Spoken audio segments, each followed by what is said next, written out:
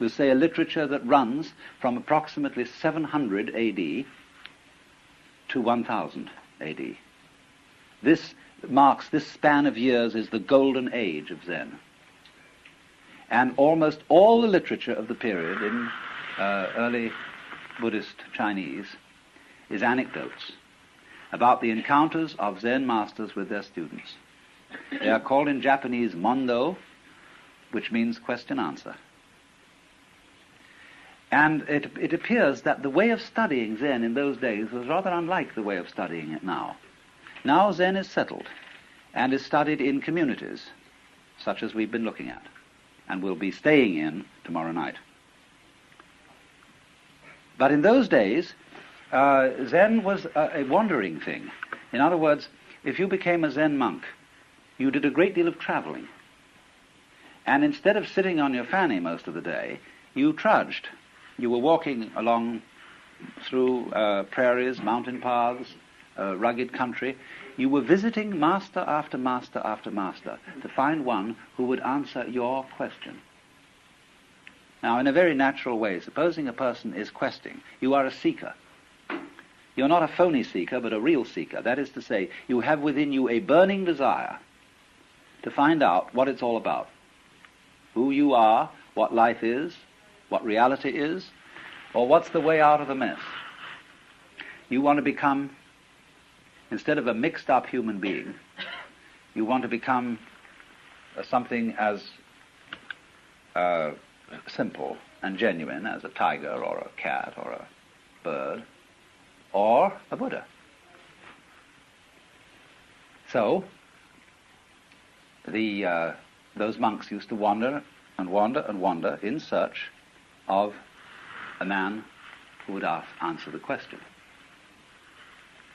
So one of the first stories is that when Bodhidharma, or Dharma, who you see all over Japan as the man with big eyes, a bushy beard, usually dressed in red with no legs, he came to where Bodhidharma was meditating and said, "Master, I have no peace of mind. Please pacify my mind." Because he didn't even get in for a long time to ask the question, because Bodhidharma refused to see anybody. Finally, when he cut off his left arm as a token of his sincerity and presented it to the master, Bodhidharma said, "All right, what do you want?" Well, he said, "I have no peace of mind." The mind in Chinese is Shin, and it isn't quite what we mean by mind. They locate it here, Japanese kokoro. We locate our mind here. But this mind here, the heart mind, is the psychic center. When you say, "I have no peace of mind," it doesn't mean you've just got a headache. You may have a heartache too. It's a more inclusive word. You might call it the center of psychic activity. So Bodhidharma said to this man, whose name was Eka, "Bring out your mind here before me. I'll pacify it." And Eka said, "When I look for my mind, I can't find it." Bodhidharma said, "There, it's pacified."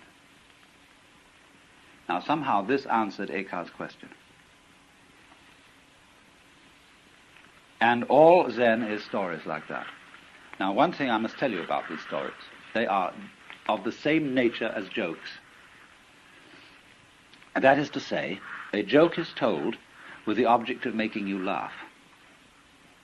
Laughter is not an intellectual thing. It is an emotional reaction. And the point is the emotional reaction. If, therefore, a joke is explained to you, you may laugh out of politeness, a throaty laugh, but you will not laugh spontaneously, a belly laugh. Now, the object of Zen stories is not to produce laughter, but to produce awakening, clarification, enlightenment, or what is called in Japanese, satori. Satori is like laughter, something that happens suddenly. You don't, as a rule, slowly begin to laugh and then laugh louder and louder, because you see a joke instantly. A joke is always a matter of an aha. So in the same way, these stories are intended to produce an aha reaction in you of, "Oh, but I see, now it's clear." And really, they don't contain any information. Their design is not to tell you something that is to say, to impart information or knowledge, their design is to get rid of something, to get rid of a false problem with which you are wrestling, so that the problem will disappear as a result of understanding the story. And you'll see from the story that I told you that what happened was the disappearance of a problem.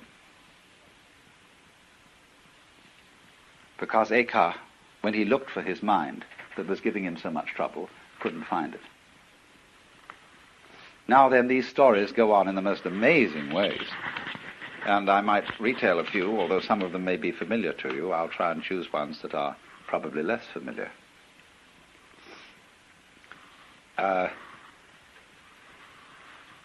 There was a master walking in the forest with a group of his disciples, and suddenly he picked up a tree branch and said to one of the monks, "What is it?" And the monk hesitated, didn't answer immediately, so the teacher hit him with it. So he turned to another monk and said, "What is it?" And the monk said, "Give it to me so that I can see." And the master tossed him the branch. He caught it and he hit the master with it. And so the master said, "Well, you got out of that dilemma."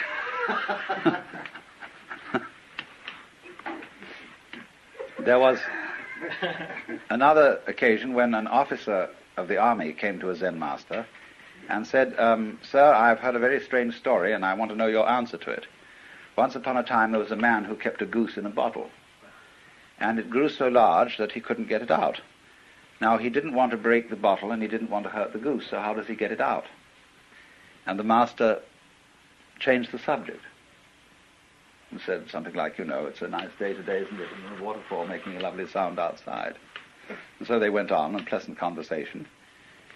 And then the officer got up to leave, and as he walked away to the door, the master said, "Oh, officer!" And he turned around and said, "Yes?" And the master said, "There, it's out." Another time, there was a famous master called Suibi, and he was asked, "What is the secret teaching of Buddhism?" And he was asked this in the lecture hall, where other monks were studying. And he said, "Wait till there's no one around and I'll tell you." So later in the day, the monk accosted him and said, "There's nobody around now. What is the secret teaching of Buddhism?"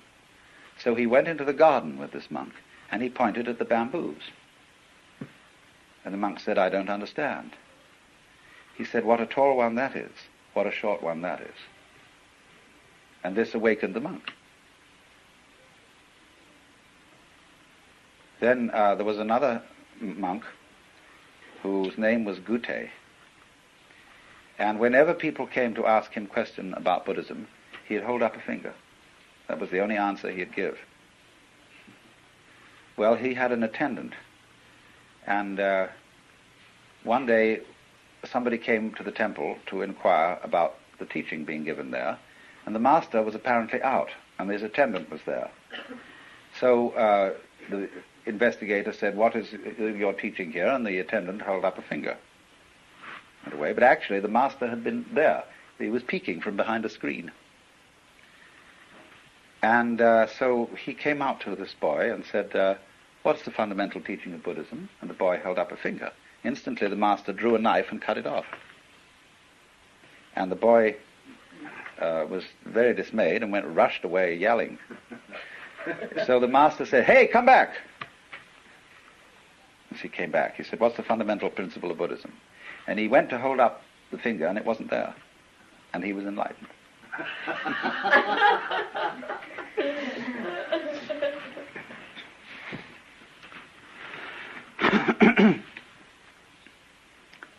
There is a Chinese god whose name is Pingting, and this is the god of fire. And there was a monk who was traveling, and he came to a new master. He had been to someone else, and he said, "Well, who did you study with before you came to me?" Or he said, "I studied with so-and-so." He said, "What did he teach you?" Well, he said, "When I asked about the fundamental meaning of Buddhism, he answered me, 'Ping-ting comes for fire.'" Well, the master said, "That was an excellent answer, but I bet you didn't understand it." "Oh, yes," he said, "I understood it. because Ping-Ting is the god of fire. And when, if Ping-Ting should ask for fire, that would be like me asking about Buddhism, because I'm really a Buddha already. The master shook his head. I said, I knew it. He said, you missed the point completely. Well, he said, well, how would you deal with it? The master said, you ask me. So the monk said, what is the fundamental principle of Buddhism? And the master said, Ping-Ting comes for fire. And the monk got the point. Well, you know, you can go on with these stories indefinitely. And, but you'll notice certain dynamics in them. They require, as a rule, a solution to a dilemma. Or they do something that creates what we would call a state of blockage. When you're posed with something completely unusual, and you don't know how to react to it in a normal, automatic way. You see, if somebody says to you in the street, good morning, you say good morning, and you're not being spontaneous, you're being merely automatic. But when somebody comes up to you and says, are you saved? Or do you accept Jesus Christ as your personal savior? It's a very unusual question, and it stalls most people. They say, well, what do you mean? Or something funny like that, you know, or they feel embarrassed by religious questions. And, or somebody might say to you, why have you got such long toenails? When you're wearing a shoe and nobody can see it, you see. Anything that absolutely disrupts the normal flow of interchange. Well, then you're nonplussed. And the object of Zen is never to be nonplussed. That's, you see, to be nonplussed is the real meaning of the Buddhist doctrine of what's called bonno in Japanese, which means entanglements or defilements, or attachments, we might call them. Worldly attachments. It is not a worldly attachment in Buddhist philosophy to enjoy dinner. That is natural, you see. It is not a worldly attachment to need to sleep. That is perfectly natural. But it is worldly attachment to be sticky. That's to say, to be like a wheel that sticks on the axle and squeaks. So we are sticky when we are in a certain way self-conscious. We are, as we would say, all balled up or all clutched up. And we've lost our original spontaneity.